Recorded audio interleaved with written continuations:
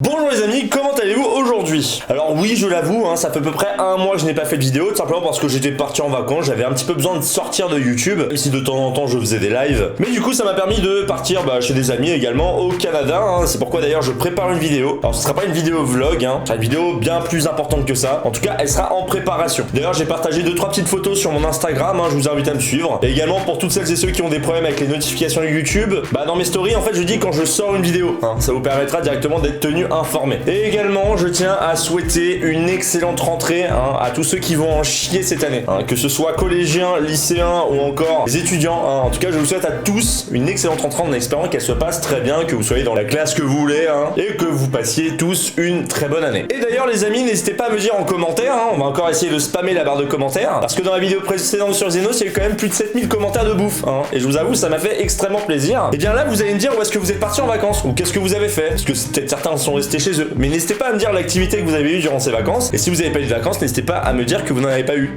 Et n'hésitez pas à exprimer votre rage du fait de ne pas en avoir eu. Enfin voilà, je compte encore sur vous pour faire exploser la barre de commentaires pour le coup. Parce que je préfère carrément les commentaires au like. Même si tu as envie de lâcher un like, tu fais comme tu veux. Bref, maintenant que l'intro est faite, je vais vous parler directement de Zen. Tout d'abord, qui est Zen? Zen, c'est plus ou moins un youtubeur anonyme qui parle des youtubeurs ou célébrités d'avant en expliquant ce qu'ils sont devenus aujourd'hui. Et de temps en temps, sur sa chaîne, il expose son avis sur certains sujets. Ouais, donc du coup, on va peut-être un petit peu le mettre dans le YouTube critique parce qu'apparemment aujourd'hui quand tu donnes ton avis, t'es directement un youtubeur critique, même si je suis pas trop fan de ce terme aujourd'hui. Voilà. C'est parti pour le moment subjectif. C'est l'instant subjectif. En gros, sa voix et la forme de ses vidéos sont propres. Par contre, je regarde pas. Tout simplement parce que j'en ai un peu à rien à foutre de savoir ce que sont devenus certains youtubeurs ou certaines célébrités aujourd'hui. C'était l'instant subjectif. Enfin voilà, c'est terminé. Alors, je n'ai absolument pas analysé sa chaîne pour faire cette vidéo parce que le message qu'il a passé ne vient pas de YouTube, mais de Twitter. D'ailleurs, n'hésitez pas à me suivre sur Twitter, c'est Sirguidier pour les curieux. J'ai sorti une vidéo récemment, il y a à peu près un mois, sur Xenos pour clôturer cette affaire que j'avais avec lui. Ça faisait 2 ans qu'on se tirait dans les pattes. J'ai décidé d'en terminer une bonne fois pour toutes. D'ailleurs, aujourd'hui, elle est en privé, puisque le lendemain de la vidéo que j'ai sortie, Xenos a voulu directement m'appeler pour qu'on puisse parler. On a décidé du coup d'arrêter de s'envoyer des fions à longueur de journée. Du coup, on a décidé de supprimer notre vidéo sur l'autre de notre chaîne. Au moins, ça fait plaisir, c'est une bonne histoire de terminer. Enfin bon, bref, en tout cas, dans cette vidéo, pour ceux qui aiment bien lire la description, j'ai crédité les personnes avec qui je bosse. En gros, Aménos au montage, Jelly Reel à la miniature, le dessinateur, parce que c'est lui qui a fait ma photo de profil et également ma bannière, et pour finir, Antox, parce que les musiques utilisées dans ma vidéo sont celles d'Antox. En soi, c'est tout à fait normal de créditer les gens, même si tu les payes. Oui, parce que ce délire, non mais je le paye, alors du coup je le crédite pas, ou non, je le crédite parce que je ne le paye pas. Au bout d'un moment, créditer quelqu'un dans une description, ça ne coûte absolument rien. Parce que oui, j'ai un truc à vous dire, tout travail mérite salaire. Et ceux qui utilisent leur notoriété pour faire des demandes gratuites aux graphistes, sachez qu'on vous voit, la vérité finit toujours par éclater. Et là, certains du coup me diront, c'est cool, le mec il crédite et il paye. C'est ce qu'on demande à la base à un youtubeur ou n'importe qui demande les services de quelqu'un. Mais d'autres, et dont Zen, vont sortir ce genre de phrase, je vais vous lire le tweet. C'est ça un youtubeur en 2018 qui plus est se permettant de critiquer d'autres contenus. Alors j'ai voulu en faire une vidéo, pas pour créer un drama, je tiens à le dire d'avance, le but c'est pas d'aller sur la chaîne de l'autre et de se tirer dans les pattes. Donc s'il vous plaît, soyez un minimum intelligent et cassez pas les couilles aux autres. Je fais cette vidéo là parce qu'il y a un réel débat derrière, c'est pas pour qu'il y ait un drama derrière. Il y a aucun drama. J'utilise juste ce tweet là et j'utilise juste son avis pour après donner le mien. Et ça, on appelle ça un débat. Je tenais à le dire et je sais qu'à chaque fois je vais être obligé de le dire en vidéo parce que YouTube en 2018 également c'est ça, c'est-à-dire en gros dès que tu commences à donner ton avis sur un youtubeur, il y a directement un drama parce que les gens ont tellement un ego surdimensionné que c'est impossible de parler. Non. Là, on va réussir à faire un débat en bonne et due forme. Mais du coup, j'ai voulu en faire une vidéo parce que c'est un réel débat qu'il y a autour de cette question. Et je vous demande de rester jusqu'à la fin pour vraiment comprendre et avoir entièrement mon avis. Bon, en soi, c'est pas spécialement méchant ce qui sort, mais je vais me permettre quand même d'analyser ces tweets.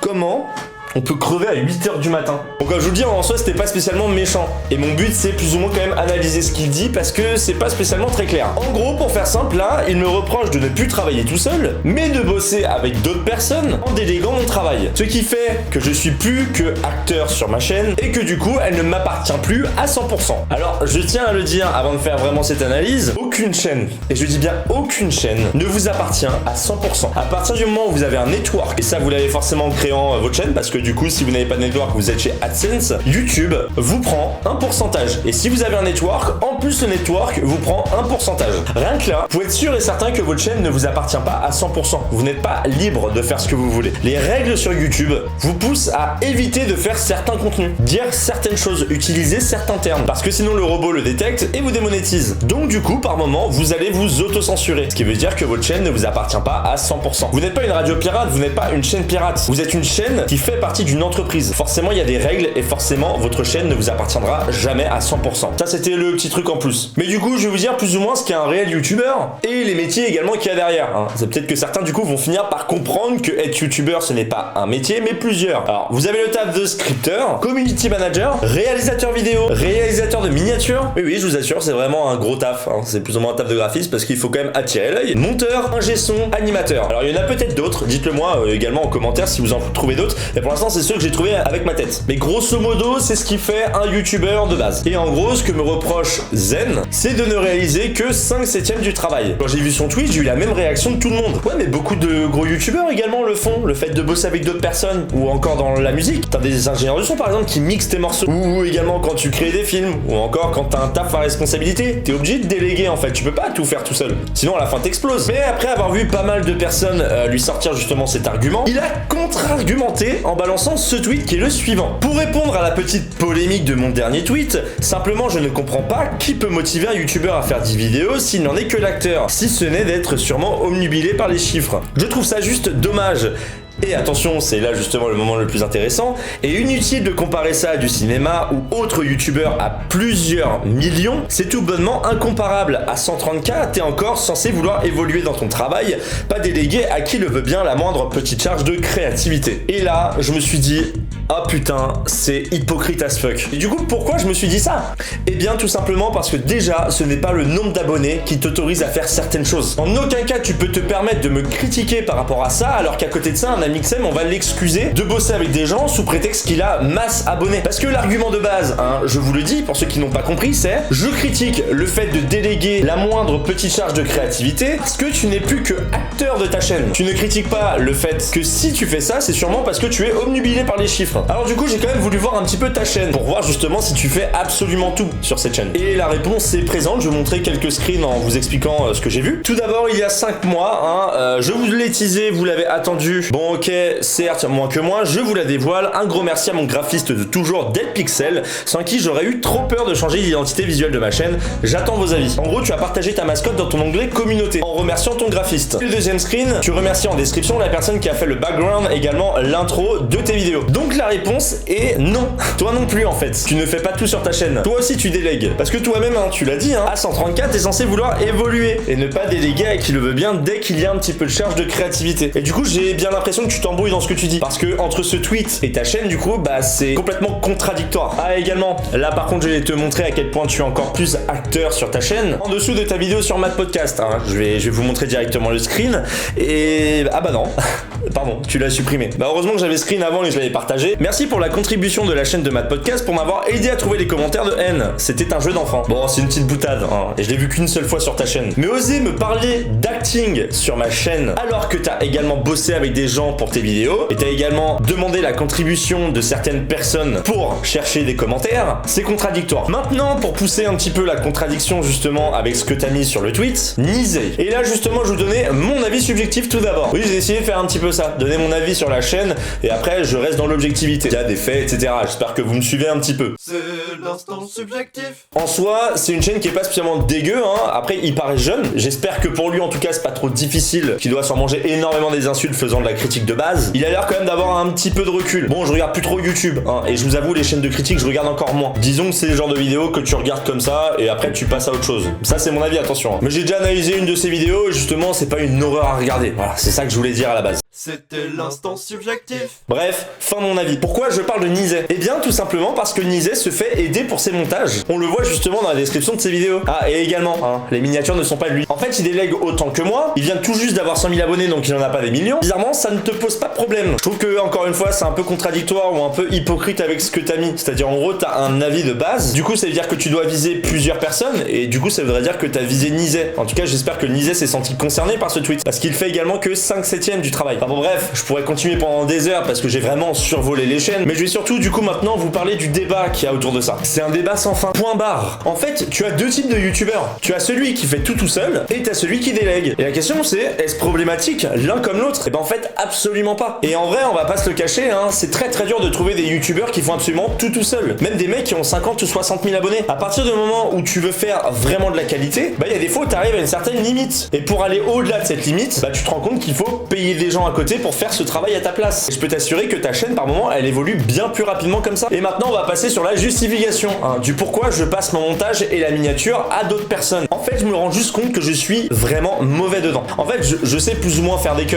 hein, c'est pas spécialement difficile. Vous avez déjà vu certaines de mes vidéos que j'ai montées, je sais faire des cuts, je sais faire des transitions, j'arrive à apporter un certain rythme. Mais juste en fait, et ça c'est un de mes plus gros défauts, je ne suis absolument pas patient. Mais pas du tout en fait. Rien que là, on arrive à la fin de la vidéo et Romain, qui est à l'écriture, c'est moi, hein, IRL Romain. Je m'appelle Romain dans la vraie vie, hein. Pensez pas que c'est quelqu'un d'autre s'il vous plaît. Eh bien, écrit de plus en plus vite parce qu'il commence sincèrement à en avoir marre d'écrire et pourtant ça fait que 30 minutes là qu'il écrit. Je respecte vraiment énormément ceux qui peuvent passer des heures à faire du montage. Vraiment. Moi, je n'y arrive pas. Moi, je suis le genre de personne qui va commencer à faire du montage et tout motivé, puis au bout de 10 minutes, je vais aller rapidement sur Twitter et je vais y passer des heures. Et après, je vais revenir, je vais faire merde, j'ai fait que 20 secondes en fait de montage. J'adore écrire, j'adore analyser, j'adore tourner, mais je déteste monter. Du coup, Aménos, qui est un ami et qui est vraiment, je trouve, très doué en montage, le fait aujourd'hui parce que je sais qu'il va apporter un certain rythme, une meilleure qualité de vidéo, améliorer la forme, tout en essayant d'améliorer le fond, moi de mon côté. Au final, sur ma vidéo, mon cher Xenos, fin, beaucoup l'ont félicité parce que la qualité était propre et la vidéo était bien rythmée. Sachant qu'à la base, elle faisait quand même 19 minutes, que ça pouvait être très long pour les gens. Au final, non, parce qu'il a réussi à apporter un certain rythme dans cette vidéo. Mais bon, forcément, Zen ne l'a pas regardé, hein. Il a dit sur Twitter, donc du coup, il peut pas vraiment en juger par lui-même. D'ailleurs, assez rigolo quand tu oses balancer en même temps sur Twitter,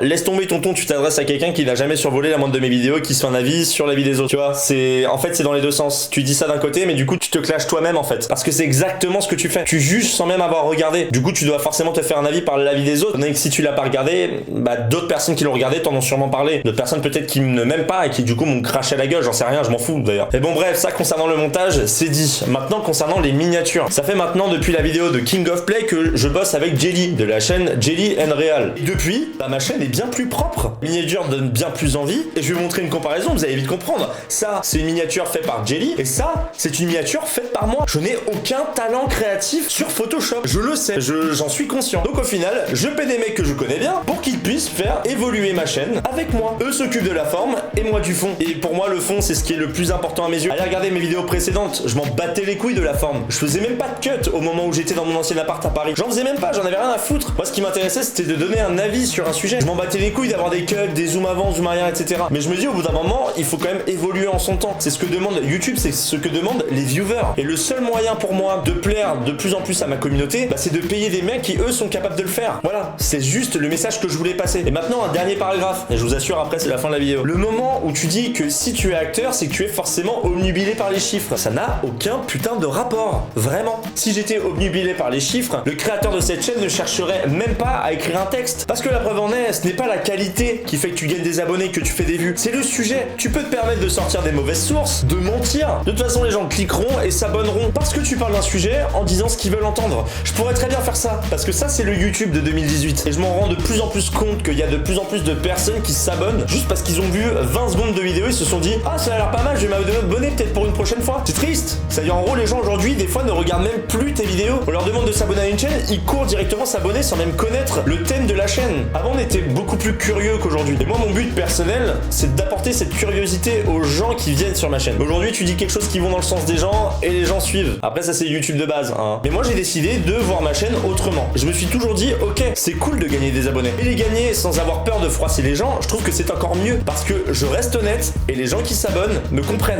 C'est tout. Je joue pas de jeu avec ma communauté. J'essaie de rester le plus moi-même possible. En jouant également un rôle. En ayant également une image, bien entendu. Le Romain IRL n'est pas pareil que le Sir Gibbsy sur YouTube. C'est complètement logique. Par contre, dans l'écriture, il y a sa touche personnelle. Mais je préfère carrément avoir une communauté qui s'abonne parce que je reste franc, plutôt que d'avoir une communauté qui s'abonne parce que je les caresse dans le sens du poil. Ça ne m'intéresse pas. Enfin bon, bref, j'espère en tout cas que cet avis vous aura plu. J'espère que Zen, bon déjà, je ne sais pas s'il regardera cette vidéo, il fait complètement ce qu'il veut, mais j'espère qu'il comprendra ce que j'ai à dire et qu'il le prendra pas mal, hein. Au bout d'un moment, on est quand même assez grand. Je pense qu'il faut aussi qu'on mette un petit peu notre ego de côté. J'ai juste besoin de sortir mon avis par rapport à ça parce que je sais que de plus en plus de personnes ne comprendront pas et qui fait que t'as le droit de faire plusieurs choses, hein. Si t'es quelqu'un qui est plutôt entrepreneur et qui aime aimes bosser avec les gens, fais-le. Justement pour finir, finalement j'ai l'impression que cette vidéo ne va jamais finir, je vous parlais de mon expérience personnelle. Avant je faisais absolument tout seul, jusqu'aux miniatures. Bon les miniatures ça me prenait pas plus de temps que ça me prenait 1 heure. Et ben au final je me suis rendu compte à quel point je me sentais mal parce que je passais ma vie dans mon appart. Je ne sortais plus. Alors que là par exemple je suis en train de tourner ma vidéo. Avant de partir à Paris, je sais que après l'avoir tournée, je vais pouvoir l'envoyer à Ménos qui lui pourra faire le montage. Et en fait ça m'a permis de me sortir, de me vider la tête. Et depuis que je fais ça, je vous assure, depuis que je fais ça, je me sens nettement mieux dans ma vie. J'arrive à sortir d'internet et ça me permet de faire encore plus de streams. C'est con mais du coup bah on gagne dans les deux parce que les personnes avec qui je bosse sont payées et créditées et à côté de ça, bah moi en fait je me sens beaucoup mieux. Donc c'est pourquoi je ne comprends pas comment plus et plus ça peut faire moins. Voilà c'est tout. Et bon voilà, au moins vous avez eu mon avis sur la question. J'ai voulu quand même vous en parler parce que c'est un débat sans fin. Je me rappelle à l'époque de l'Inquiétéracide, il y avait des gens qui se plaignaient, j'avais déjà vu sur Twitter et je trouvais ça déjà à l'époque ridicule de se plaindre par rapport à ça. J'espère en tout cas qu'elle vous aura plu. N'hésitez pas à laisser un like, n'hésitez pas à vous abonner également si vous aimez ma franchise, attention. Et je souhaite encore une fois une excellente rentrée à tous les étudiants qui vont bien en chier durant cette année. Voilà. Des bisous, à la prochaine.